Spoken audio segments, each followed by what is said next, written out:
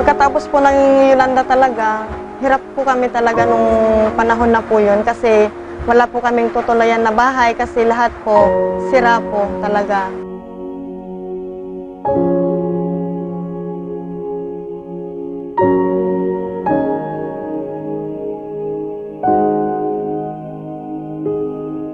Una pong naisip po namin ay yung paano po yung bahay po namin ngayon, ngayong wash out na, saan tayo kukuha ng paghanap buhay natin. Kaya naisipan po namin na kumuha po ng nipa para makagawa po para mayroon pong pang-ayos po talaga sa mga bahay po.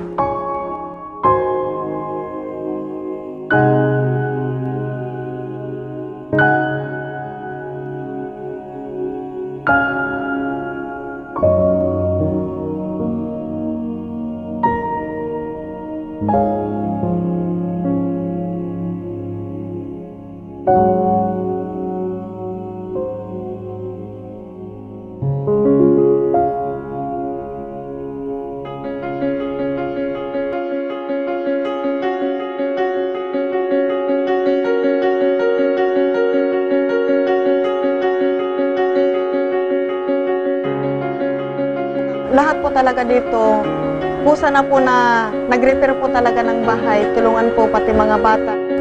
Mga 3 weeks po, nagdagsana po yung mga tulong po na nagbigay po.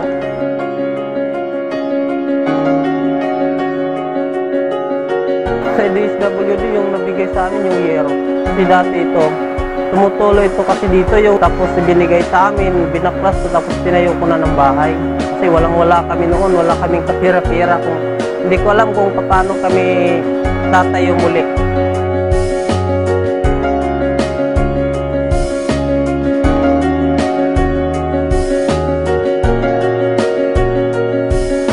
Lahat naman po nabigyan po ng tulong. Maganda naman po yung naipakita nila. Siyempre, lahat, hindi po naman nila kasi basta ibibigay ng kung ano yung gusto mong mangyari. So, kailangan step by step din po kasi marami rin po yung natamaan po ng bagyong Yolanda po. Sapat na po rin po yung nabigyan ka ng tulong noong panahon na kailangan mo.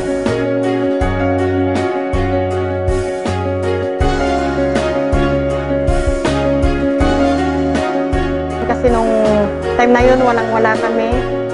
Nakakatanggap po kami rin sa purpose po. Pero itong natatanggap po namin, para sa mga bata, sa pag-aaral nila, binibili po namin sila ng mga tsinelas, kung pudpud na yung mga tsinelas nila, gamit po nila sa school, baon po nila sa pang-araw-araw. Siyempre, ipakita mo rin na may tumulong na nga sa'yo, kailangan suklian mo rin po ng maganda.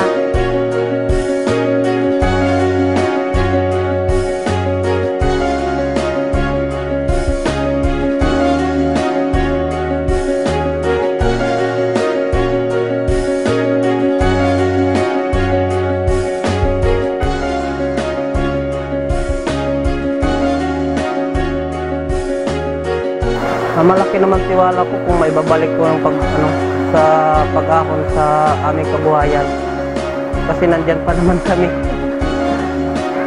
Inaano pa namin na matutukan yung pag-aaral ng mga bata, makapatapos ko sila, kahit pa paano pinagsisikapan ko yung aking paghanap buhay.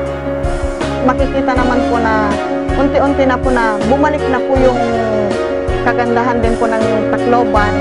Kaya ayos na rin po ng maganda.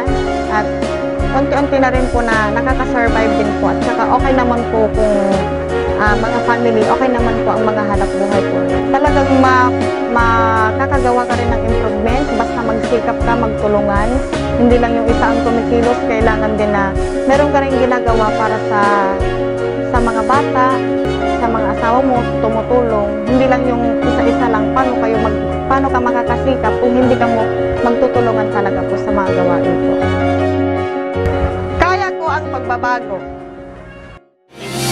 Ito na ang simula ng pagbabago. Wala sa pagkadapa, ako'y babangon.